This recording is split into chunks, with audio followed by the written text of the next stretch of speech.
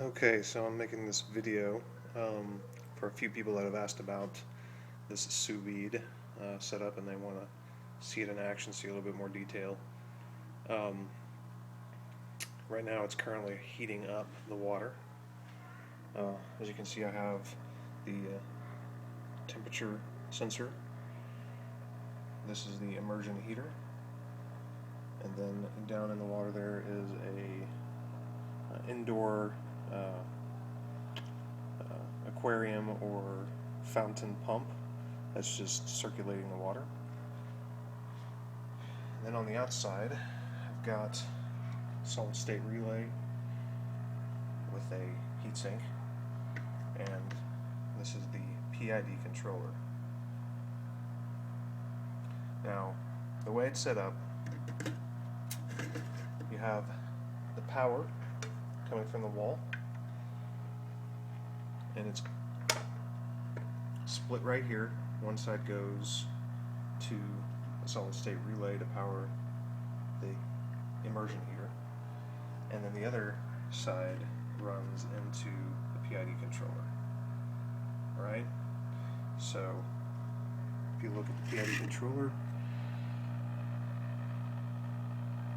there you go. 1 and 2, that's my power. They can be put on there in any way, it doesn't really matter. It's AC, it's coming from the wall. Now, over here on the solid state relay, it does matter. It matters a lot, actually. You can blow it if you do it backwards. I know this from experience. AC's on one side, it's labeled. DC's on the other side, that goes to the immersion heater. I'm sorry, that does not go to the immersion heater. That's the control from the PID controller.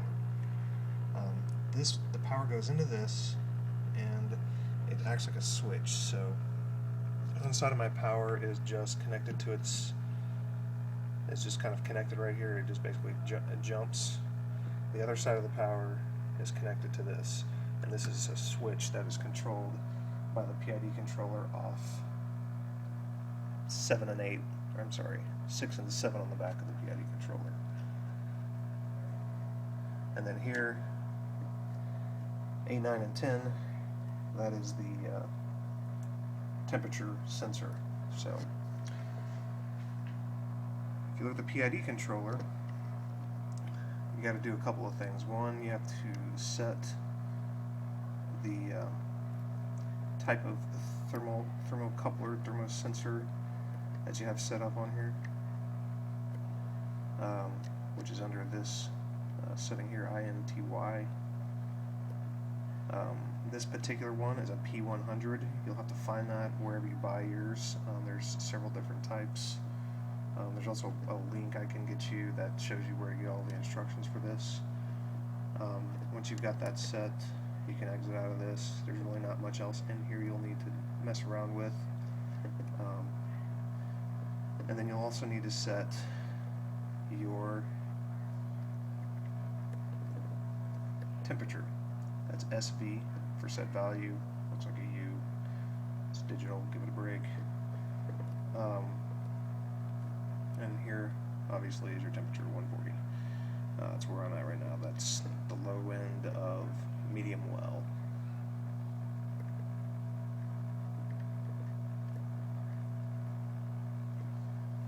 So, what happens?